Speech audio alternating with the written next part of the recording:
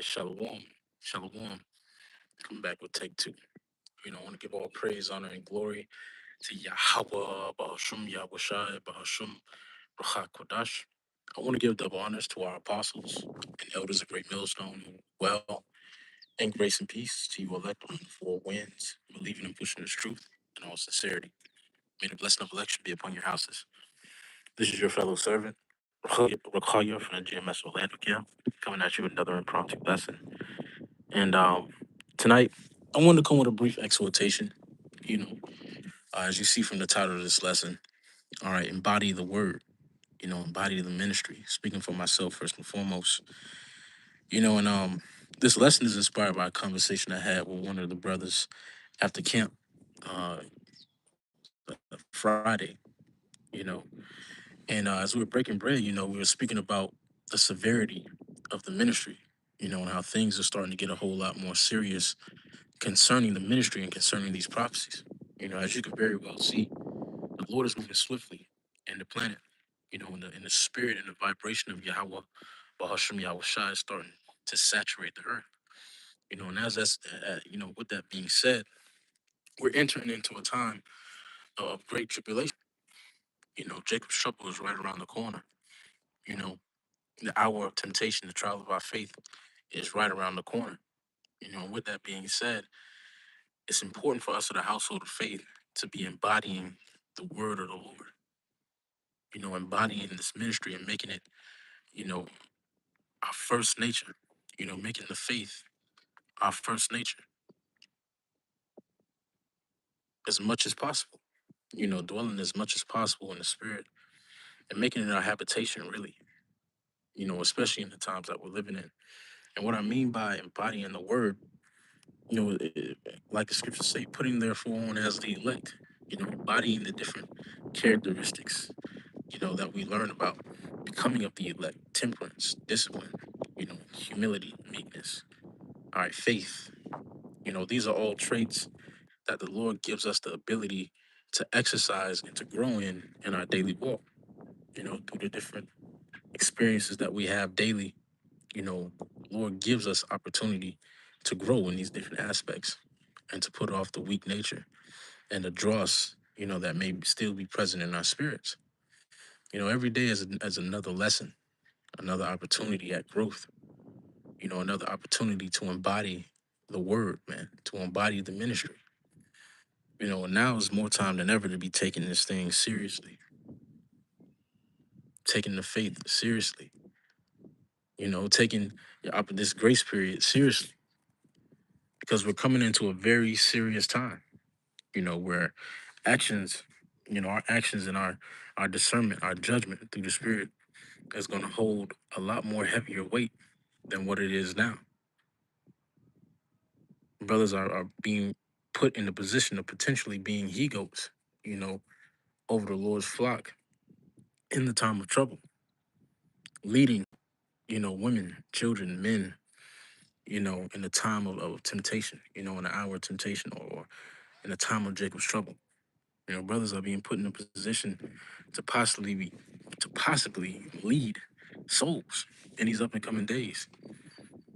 Brothers are being put in a position to possibly be used as vessels of the Lord's wrath or mercy. And with that being said, you know, all that is that's only possible if we embody the word, man. If we take this thing serious and embody what we read on a daily basis. These things aren't meant to just be words on a page to us. At the end of the day, the Lord wanted us to amount to the standard that He set, to learn, to embody, to exemplify the standard that He set. And although we're in the flesh, we still strive for that perfection, man. Like it says in Matthew the 5th chapter, we still strive. We still rehearse. We still practice. We still uh, put forth effort into doing that which is right in the sight of the Lord, man. You know, but I just want to come with this quick, you know, brief impromptu, man. Just sitting here, had a couple of minutes, as I'm at the plantation. Just something I was, meditating on today. You know, it's beautiful how the Lord is working. It's beautiful how the Lord is working in these latter days and increasing us in understanding. Increasing our understanding concerning ourselves and the times that we're living in, our understanding of judgment, in our understanding of this circumstance and the predicaments that we find ourselves in on our daily lives. It's all been for our good, like it says in Romans the 8th chapter. The Lord has put us in constant positions to facilitate growth, constant positions to purge the dross from our spirit. Just like a father, a good father. The Lord has steered us in a direction, in a path that we didn't think possible.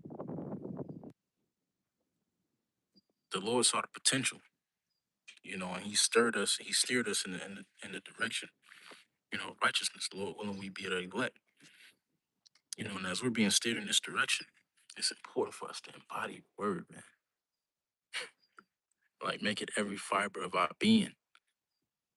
Breathe, live, you know, this truth, the ministry, the doctrine.